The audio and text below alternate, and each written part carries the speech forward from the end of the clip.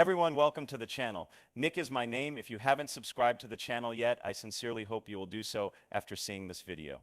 Therefore, despite the fact that the markets have been severely impacted in recent months, my top priority remains the same, and I even maintained this focus during the bear market, which naturally led to 2023, 2024, and so on. The most important thing is to concentrate on projects that, in spite of all the commotion, keep growing, expanding, and building, okay? Looking to the future is what I'm concentrating on here. Primarily sowing seeds in the area that after things recover will eventually sprout and spread out quickly. Since most of those initiatives are utility-based, they actually share a lot of similarities. They are concentrating on the major institutional participants as well as some of the most prominent stories in the market, such as tokenization. I could say, oh yeah, tokenization is going to bring trillions and trillions of dollars on chain, and it's great for that, and it's going to make us all rich, and so on. You've heard it a lot, don't you? The important thing you may not be aware of is that while tokenization will undoubtedly add trillions of dollars to the chain, it is also creating opportunities for entirely new asset classes and markets to exist on the chain. This is actually becoming a reality. Additionally, because we have an update from ONDO here, I continue to concentrate on initiatives like ONDO. This is their weekly summary of the tokenization-related events. Despite the turmoil in the markets, we can still observe that institutions are embracing tokenization in a big way. This week's tokenization theme highlights how major financial organizations worldwide are adopting tokenization at an accelerated rate, from Japan's SMBC to India's Axis Bank. Axis Bank in India will be able to make cross-border USD payments around the clock thanks to JP Morgan's Connexus digital payments. One of the biggest private sector banks in India, Axis Bank, has leveraged JP Morgan's Connexus digital payments to become the first financial institution with an Indian headquarters to provide its commercial banks or clients near real-time, round-the-clock programmable USD clearing capabilities.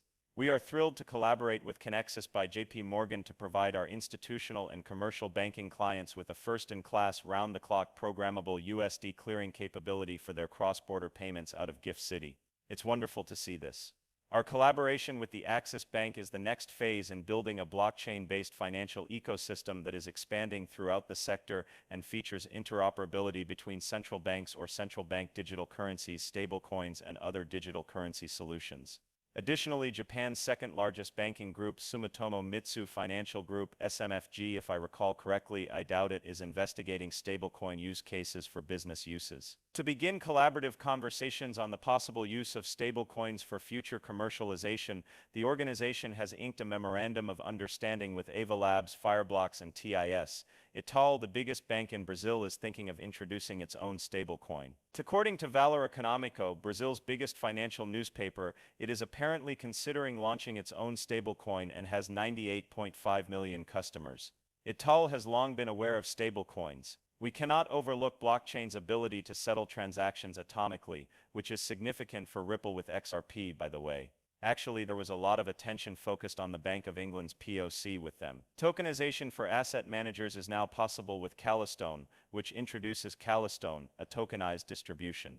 Calastone tokenized distribution, a technology that enables asset managers to tokenize any fund running on a Calastone's network and distribute it using blockchain-based channels, has been unveiled by this largest global funds network.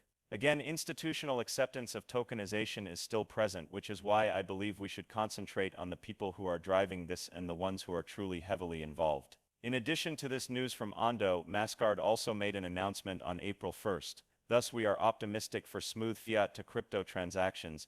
Mastercard is developing a blockchain-powered payment network aimed at banks and customers. Mastercard is not new to the game, as we now know. Mastercard has actually been in the area for some time. It actually began, in my opinion, in 2021 and has only accelerated since. We now know that in 2023, Anthony Welfare, a former employee of Ripple, expressed his excitement about collaborating with Mastercard on digital currency and CBDC projects. In addition to working on 4 CBDC projects, Ripple launched the first government-issued national stablecoin in partnership with the Republic of Palau. In fact, Mastercard was involved in these conversations regarding CBDC. Although this was in 2023, stablecoins are also a major topic at the moment, and once more Mastercard is obviously collaborating with some of the largest companies in this field. Furthermore, in February of this year, ONDO joined Mastercard's network, which links businesses and financial institutions, or rather businesses and businesses, to enhance cross-border payments.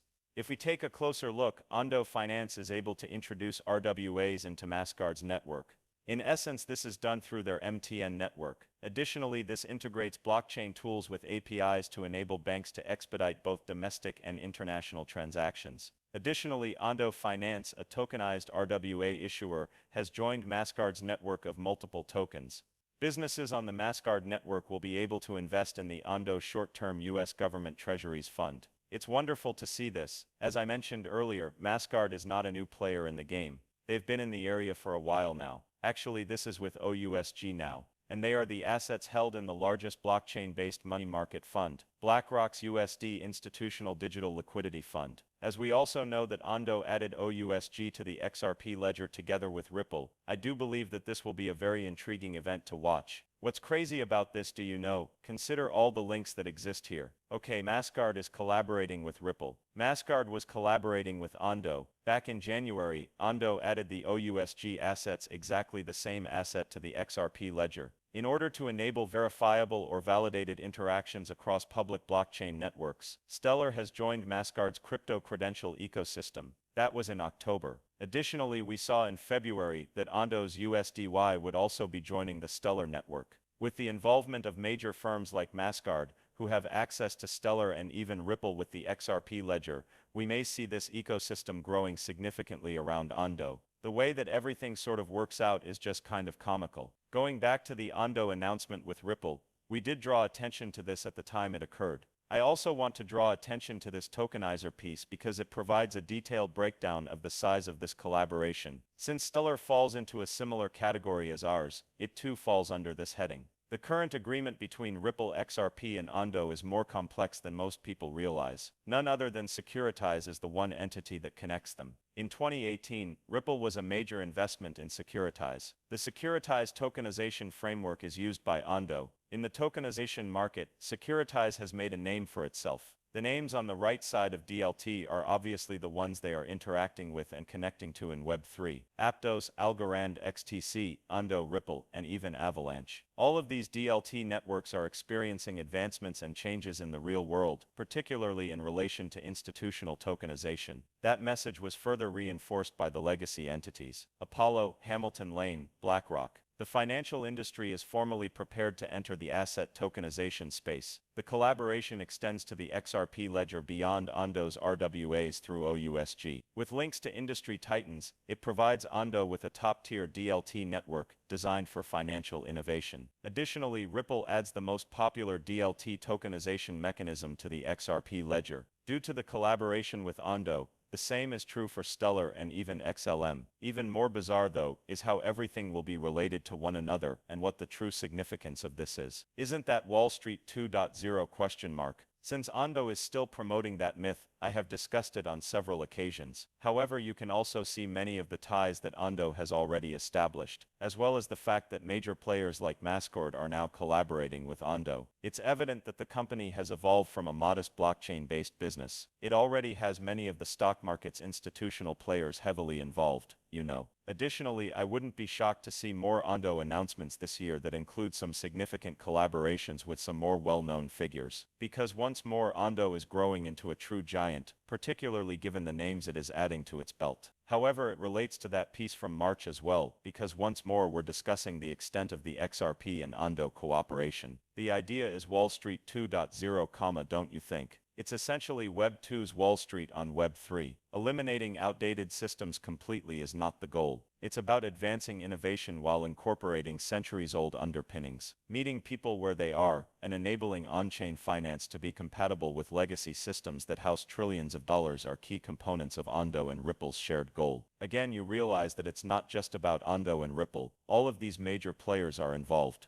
Going back to tokenizers piece, for example, we can see that many of those major players such as Securitize are already present. Even if you consider Fireblocks, for example, don't you? One of the major players in this area is Fireblocks. Enormous ties to Ripple and other platforms, like as Stellar. These well-known brands are bringing institutions on-chain in waves, rather than one at a time. Another player that is similar is ONDO, But take a look at this. We're attempting to create Wall Street 2.0, a new system with more advanced features and based on more recent technologies. We will need to remove the barriers that stand in the way of the kind of round-the-clock interoperability we desire. In order to reach our customers where they are and begin the process of improving the financial system, companies such as Ripple have been trying to create interoperability with older systems. We're attempting to... Well, that's a big claim. What's crazy about this, do you know? We go back as far as February 2024. I take it that we are discussing a full year ago. This is from Ripple President Monica Long. We say it repeatedly, multi-chain is the way of the future. The integration of AXL network with the XRP ledger excites me greatly. Adding new cross-chain dApps to the XRP ledger is the first step. The second is to provide stable coins liquidity. Stable coins and other assets come in at number 3. The third step is to extend the capabilities of the XRP ledger to more than 50 different blockchains. The crazy thing about AXL is that they have a partnership with ONDO. ONDO Finance and AXL integrated to create cross-chain tokenized secure notes back in November 2023.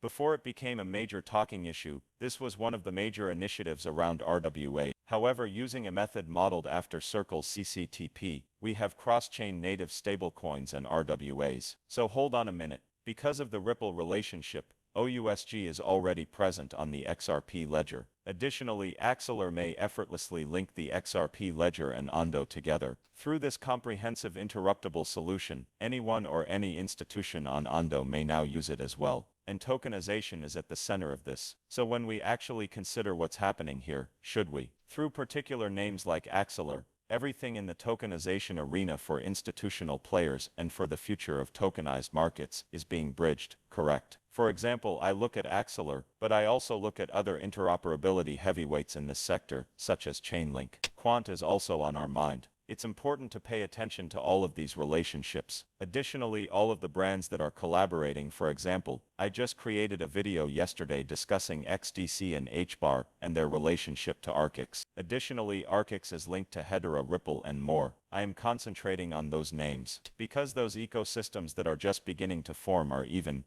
quite little right now, aren't they? Nothing crazy as of yet. They will soon develop into enormous ecosystems with unparalleled network effects. Those large institutional players with trillions of dollars on the chain will be brought on by the names associated with these ecosystems. Because of this, even in that video over here, they discuss user interoperability and even how to make on-chain finance compatible with legacy systems. Both enormous numbers of users and enormous sums of money dwell here. Therefore, it goes without saying that we want a lot of that to be bridged and transitioned over. And names like ONDO with AXL are used to accomplish that. And once more, it is evident that those other networks are being probed.